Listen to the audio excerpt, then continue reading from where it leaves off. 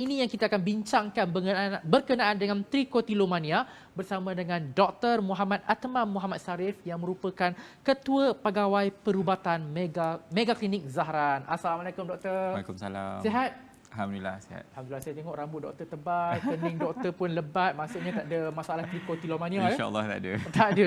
Okey, jadi doktor, berkenaan dengan masalah trikotilomania kan, mungkin doktor boleh perjelaskan lagi mengenai trikotilomania ni kepada penonton. Assalamualaikum. InsyaAllah. Adakah ianya suatu tabiat yang buruk? Okey.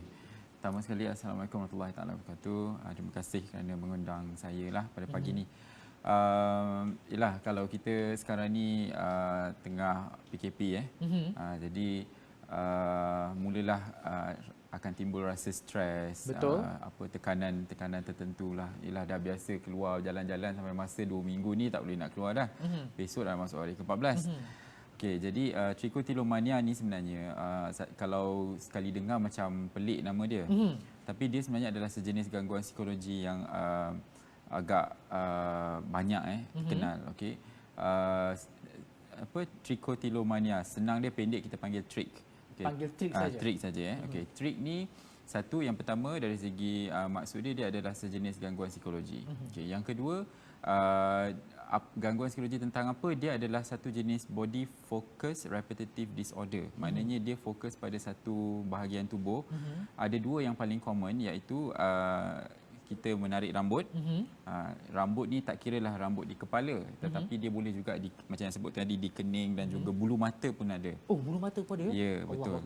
Tak sakit ke doktor? Itu dia ada rasa kepuasan di situ pada mereka-mereka yang mempunyai masalah trick ni sebenarnya.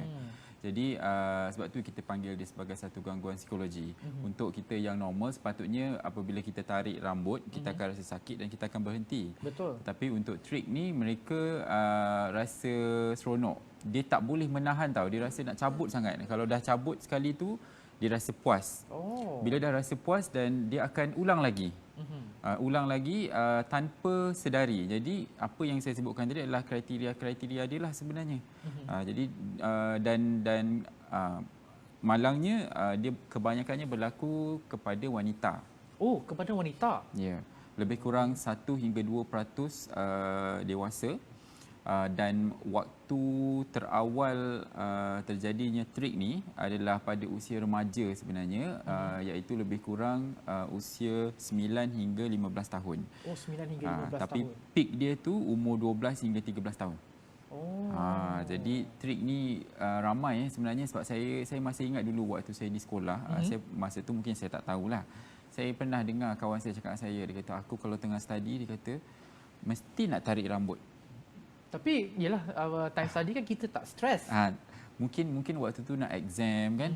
Jadi dia rasa stres, dia kata dia mesti nak tarik rambut. Waktu tu saya tak tahu kan. Jadi saya rasa macam ada juga orang macam ni punya kan. But apparently memang ini termasuk di dalam sebenarnya dia di bawah satu family OCD. Biasa kita dengar kan OCD, Obsessive Compulsive Disorder. Dia adalah termasuk di dalam kumpulan tersebutlah. Dan bahayanya trick ni, dia sebenarnya boleh mengancam nyawa. Okey, di mana selepas dia cabut pertanyaan berikutnya adalah yang kita perlu tanya adalah ke mana pergi rambut tersebut. Betul. Kerana ada yang mereka-mereka yang menghadapi masalah ni, dia akan menelan rambut tersebut. Dan menelan rambut tu balik. Itu yang kita panggil sebagai trichophagia. Trichophagia. Okey. Kemudian apabila dia menelan rambut, kita punya perut ni tak boleh digest rambut tu. Okey, dan akhirnya bila dia bayangkan kalau dah bermula daripada umur 12 hingga 13 tahun berterusan hingga dewasa, so rambut tu berkumpul, akhirnya dia bergumpal di dalam perut. Dia boleh bergumpal dalam perut, dan itu akan menimbulkan satu masalah yang kita panggil sebagai trichobezoar. Jadi dia berturut.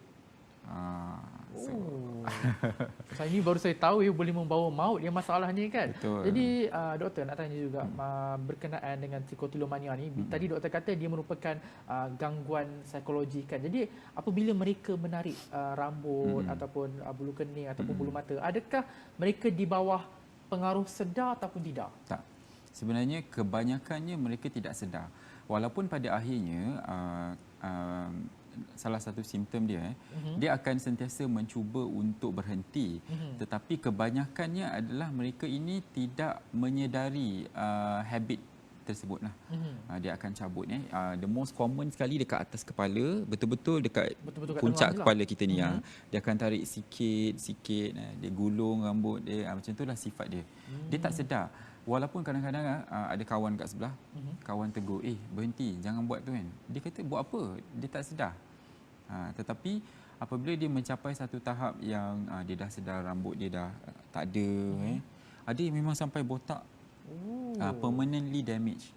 Jadi dan dia akan mula rasa macam malu, nak berhenti habit ni. Tetapi agak sukar kerana pada saat tersebut setelah bertahun-tahun dia mengalami masalah tersebut, susah untuk pesakit-pesakit trik ni untuk berubah. Namun masih bolehlah. Jadi bila doktor cakap tadi ialah rambut ni kita tak boleh nak digest kan? Betul. Tidakkah ia bila masuk dalam perut tu dia akan keluar sekali dengan najis ataupun dia akan stay? Betul. Sekarang ni macam ni, kalau dia ditelan dengan jumlah yang sangat banyak, maka rambut tersebut akan berkumpul di dalam perut dahulu. Dan dia tidak boleh dicairkan dengan asid perut kita semua. Jadi tapi lama-kelamaan bila dia sedikit demi sedikit berkumpul, dia akan bergumpal di dalam perut dahulu. Tetapi kalau dari segi istilah perubatan dia, ekor dia tu, rambut tu boleh panjang ke dalam, masuk ke dalam usus kecil. Jadi sangat bahaya, sangat bahaya. Dia boleh menyebabkan ulcer di dalam perut, obstruction ataupun tersumbat lah. Itu dia ya, benda yang begitu kecil boleh mendatangkan kemudaratan kepada tubuh badan kita. Betul. Jadi bagi mereka yang ada habit trichotillomania ni, janganlah telan rambut kan. Berhati-hati ya. Jadi doktor, kita ada soalan daripada Facebook Live TV Al-Hijrah. Syafinah Osman bertanya, kenapa perempuan lebih ramai dari lelaki? Saya pun tertanya juga. Memang lelaki memang tak ada ke? Secara amnya saya tak boleh memberitahu kenapa perempuan dan kenapa lelaki. Tapi salah satu faktor lainnya adalah perempuan lebih berambut panjang.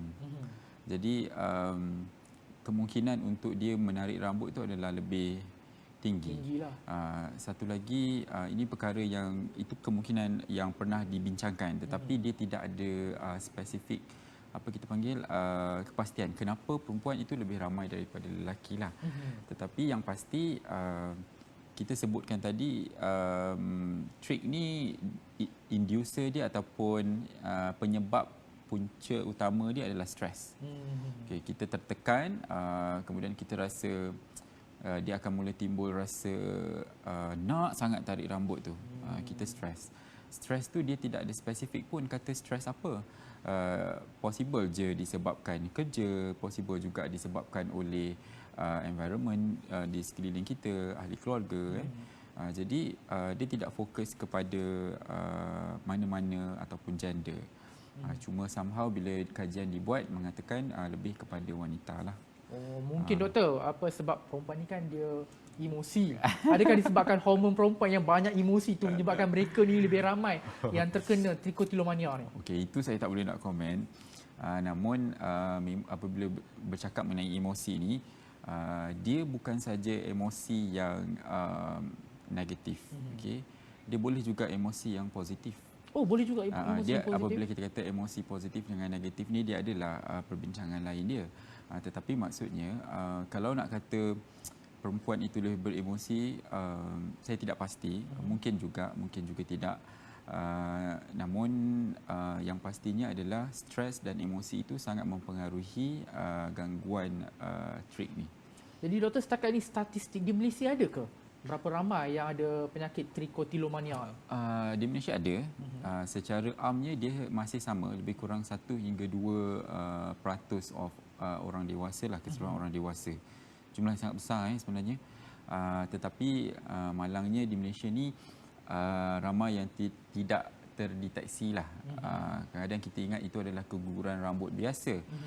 Tapi sebenarnya apabila kita siasat, kita semak, kita tanya, history yang panjang baru kita tahu oh rupa-rupanya setengah orang ni dia ada habit untuk mencabut rambut dia. Sampai ke satu tahap yang teruk, pernah juga dibukukan dikatakan kita bukan saja cabut rambut kita sendiri. Ada setengah pesakit yang dia akan mencabut bulu haiwan belaan. Dan juga kalau anak patung yang ada bulu tu dia akan cuba cabut juga. Oh, kalau anak patung tak apalah, dia tak boleh gerak kan. Kalau bulu haiwan tu, kalau saya jadi haiwan saya cakar balik tuan saya kan. Tapi it's very rare lah, dia sangat jarang. Sangat-sangat jarang. Jadi doktor, bila tadi doktor bercakap berkenaan dengan trichotillomania ni, dia stres kan, antara punca utama dia, dan umur dia pula antara 9 hingga ke 15 di awal usia lah, remaja kan. Permulaan dia. Jadi kalau macam sekarang ni, kita tahu sekarang pandemik COVID-19. Semua orang kena perintah kawalan pergerakan, semua duduk rumah tak boleh keluar, stres kan. Jadi adakah potensi mereka yang stres duduk di rumah ni akan terkena trichotillomania ni, walaupun ialah kadang-kadang mereka ni dah dewasa? Dia nak kata terkena tu very unlikely lah, ataupun kemungkinan tu tidaklah. Biasanya mereka-mereka ini daripada awal lagi memang dah ada trik ni, tetapi tidak terdeteksi ataupun mungkin tak pernah mendapatkan rawatan lah. Tetapi seperti yang kita bincang tadi, memang stres ni, apa sajalah stres ni mampu menyebabkan kita semakin untuk dia akan induce trik ni supaya menjadi lebih prominent lah, lebih jelas. Duduk rumah kan, kita tak boleh keluar, sambil-sambil tu duduk fikir masalah kerja, masalah kewangan lah. Walaupun alhamdulillah sekarang diberikan bantuan, tetapi individu ni berbeza-beza kan. Jadi tekanannya pun berbeza. Jadi sambil duduk tu mungkin dia akan mulalah mencabut rambut. Dan saya yakin ada di kalangan kita yang sekarang sedang giat aktif mencabut rambut sendiri tanpa disedari. Itu yang kita takutkanlah sebenarnya. Jadi doktor, ialah seperti yang kita tahu, trichotillomania ni, mereka ni suka menyentuh kepala mereka kan, rambut, muka, hidung semua kan. Dan kita tahu wabak COVID-19 ni dia boleh dijangkiti melalui sentuhan, kalau melalui mata, hidung ke apa kan, yang kita punya airdrops tu kan. Jadi adakah mereka yang mempunyai trichotillomania ni berpotensi tinggi untuk terkena COVID-19? Secara logiknya sepatutnya boleh, kerana apa? Satu, kalau kita tengok pada saranan di luar sana, kita selalu cakap tidak digalakkan menyentuh muka, kerana muka ni dia ada rongga ataupun permukaan mukosa yang terbuka, seperti di mata, hidung dan juga mulut. Jadi orang yang ada pesakit-pesakit tricho ni, mungkin dia cabut bulu kening kan, jadi ialah berdekatan dengan kita punya rongga yang terbuka ni, jadi ada je kemungkinan untuk dijangkiti. Tetapi pada saya kita kena berbalik semula kepada konsep asal COVID-19 ni, iaitu sekiranya di sekeliling kita tidak ada orang yang terjangkit COVID-19 dan kita sangat menjaga steps yang dicadangkan, cuci tangan selalu, bersih, kawasan rumah kita bersih, insya-Allah tak adalah, bukanlah penyebab utama jangkitan COVID-19. So kena bezakan kat situlah. Bezakanlah ya doktor. Okey doktor, kita ada satu soalan di Facebook daripada Rofida Hassan. Apa bezanya dengan tujuan hendak mencari rambut gatal yang memang juga menjadi habit masa kecil-kecil dulu dengan penyakit ni? Betul juga. Kadang-kadang kita selalu dengar istilah rambut gatal kan. Tapi doktor, jangan jawab sekarang. Kita akan jawab selepas iklan ni. Kita berhenti rehat seketika dahulu. InsyaAllah.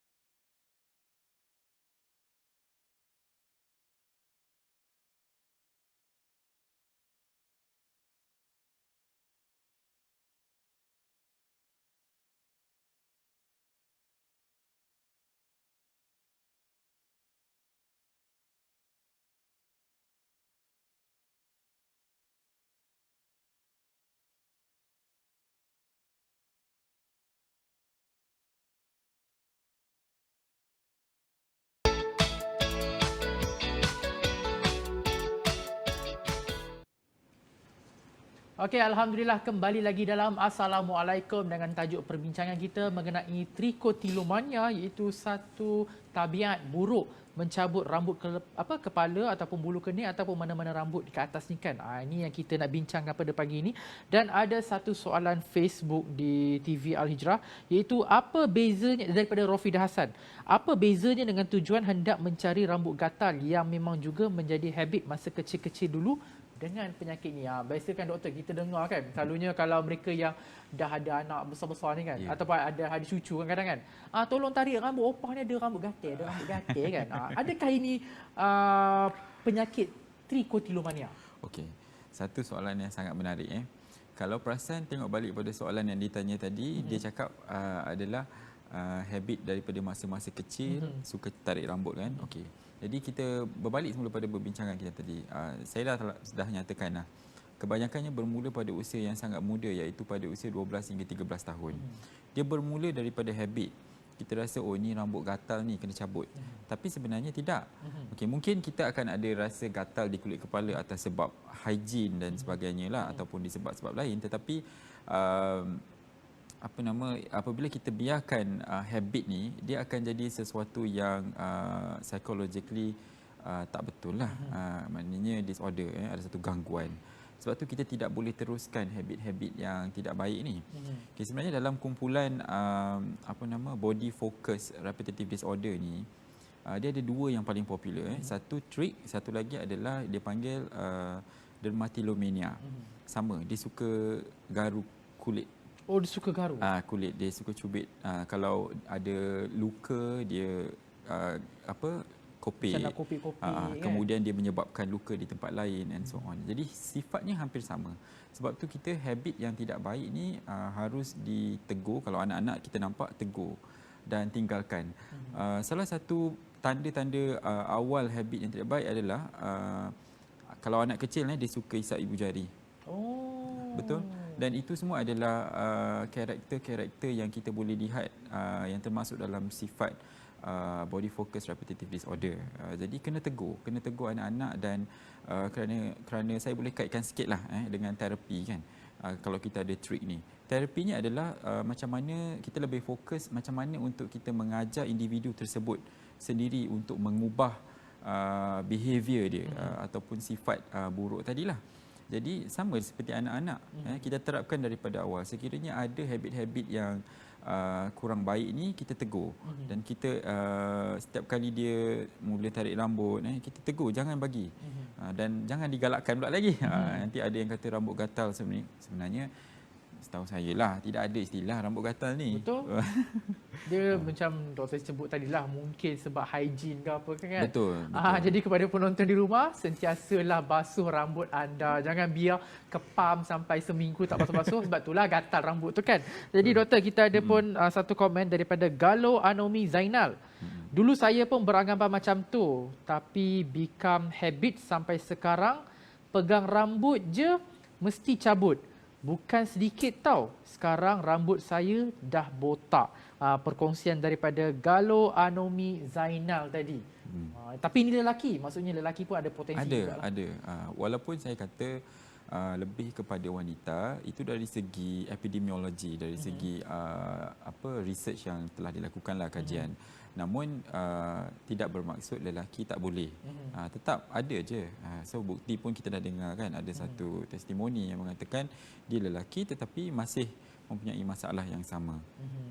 Okey, jadi doktor tadi ada menyebut kalau macam anak-anak kecil kita nampak ada buat macam bad habit, menarik rambut ataupun isap jari, kalau boleh kita tegur, itu merupakan salah satu rawatan awal lah. Betul. Kan. Tapi ada tak macam untuk bagi mereka yang dah dewasa ni yang ada masalah trichotillomania ni, bagaimana rawatan mereka?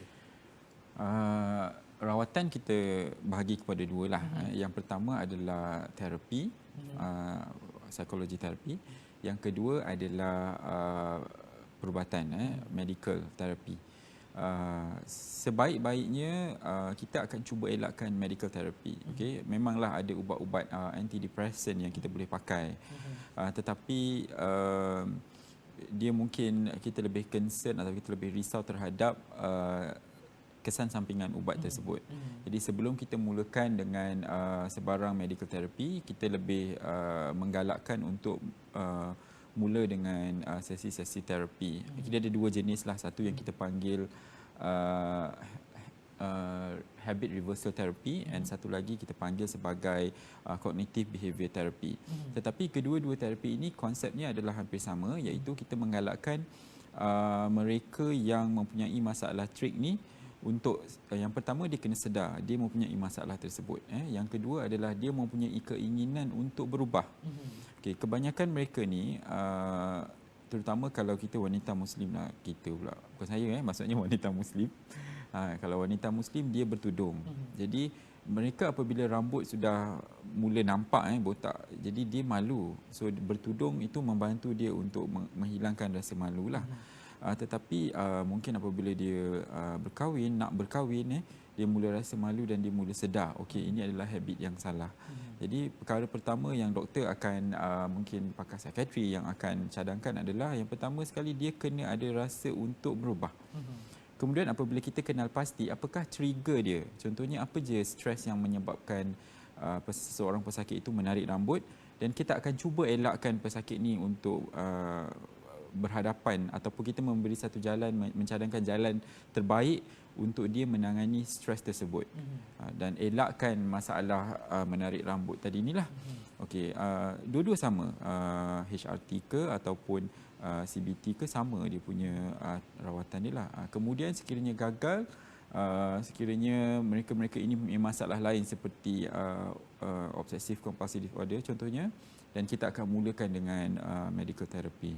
Tetapi gangguan seperti ini dia sangat fokus ke dalam bidang psikiatrik lah. Biasanya kalau kita di doktor perubatan ni kita akan refer kepada pakar-pakar psikiatrik. Jadi tadi doktor pun ada cakap antara kesan-kesan dia botak dan juga boleh membawa maut. Selain itu apa lagi yang kesan-kesan yang boleh kita dapat lihat doktor bagi mereka yang ada trichotillomania ni? Dia yang paling kita takut tu adalah habit memakan rambut tu lah. Kesan lain sebenarnya dia lebih kepada kosmetik, iaitu keguguran rambut. Dan sebenarnya dia lebih menakutkan apabila mereka cuba menarik bulu mata, kening, itu lebih jelas lah sebab dia kelihatan sangat. Rambut ni kadang-kadang mungkin kita tak perasan, tetapi apabila dia mula menarik muka di bahagian muka, itu kita dah mula risau. Kesan lain sebenarnya itulah yang saya cakap tadi tu, yang paling bahaya sekali tu adalah dia apabila dia mencapai ke satu tahap kita panggil trichobezoa. Itu yang kita paling takut sekali lah. Jadi doktor, tadi doktor pun ada sebut mengenai dua jenis terapi dan yang satunya medical therapy dan dia ada kesan sampingan dia. Mungkin doktor boleh perjelaskan kepada penonton kan, sebab yalah kita tak naklah bagi mereka yang ada trichotillomania ni sampai perlu ke medical punya terapi tu. Betul. Dia sangat bergantung kepada ubat yang kita bagi. Okay, mungkin kita akan bagi satu ubat yang kita panggil SSRI ataupun apa sahaja ubat antidepresan yang lain lah. Maka setiap satu ubat antidepresan ni ada kesan sampingan yang berbeza. Okay, mungkin dia akan lebih sifat somnolence ataupun dia macam mana saya nak cerita, tidak kurang aktif. Okay, kurang aktif satu. Kemudian untuk kanak-kanak memang kita tak menggalakkan sama sekali lah untuk menggunakan medical therapy ni. Untuk dewasa, of course sebenarnya pegawai perubatan akan memberi dos yang selamat. Tetapi seperti yang saya cakap tadi, dia individu ni berbeza-beza. Kadang-kadang ada orang dia makan satu ubat, side effect dia tak jelas, mungkin satu lagi tu terlalu prominent. Jadi berbeza-bezalah. Namun dapatkan nasihat doktor, dan biasanya doktor sendiri dia akan bagi tahu, okey, encik atau puan, ubat yang kita bagi ni kesan sampingan dia apa. Okey, dan sekiranya terjadi, apa kita punya next step? Adakah perlu berhenti makan ubat? Adakah kita perlu tukar ubat lain? Jadi pada saya saya lebih berminat untuk bercerita mengenai terapi tadi kerana itu adalah langkah pertama sebelum kita pergi kepada medical therapy. Okey, jadi doktor, kita ada satu lagi soalan. Kita ada dua soalan daripada orang yang sama. Hanan M Said, adakah golongan profesional banyak menghidap trik atau adakah golongan profesional lebih berisiko, dan kenapa kanak-kanak boleh menghidap trik? Okey. Kanak-kanak, okey, dia ada dua soalan. Yang pertama tadi adalah profesional, yang kedua adalah kanak-kanak. Okey, untuk kanak-kanak, dia bermula daripada habit. Okey, habit, kemudian atas faktor. Okey, kanak-kanak ni dia bukan tidak ada stres. Dia ada stres dia. Mungkin dia dibuli di sekolah, mungkin dia tertekan dengan pelajaran. Tak semua kanak-kanak mempunyai IQ level yang sama. Betul. Kemudian mungkin ada masalah di dalam keluarga. Jadi kanak-kanak ni pula mereka tidak boleh membezakan adakah ini satu habit yang baik ataupun bukan. Adakah ini berbahaya ataupun bukan. Jadi itu adalah tugas ibu bapa. Okey. Itu menjawab kenapa kanak-kanak ni boleh terkena lah. Okey. Untuk golongan profesional pula, setakat hari ini saya tidak pernah terbaca lah. Mungkin saya yang tak tahu, tetapi dia tidak memfokuskan kepada sebarang bentuk pekerjaan. Okey. Yang pasti permulaan umur tu biasanya awal, remaja, dibawa hingga ke dewasa. Tidak kiralah apa pun pekerjaannya, tetapi sekiranya yang fokus utamanya adalah bagaimana seseorang itu dia mengawal tekanan ataupun stres tadi.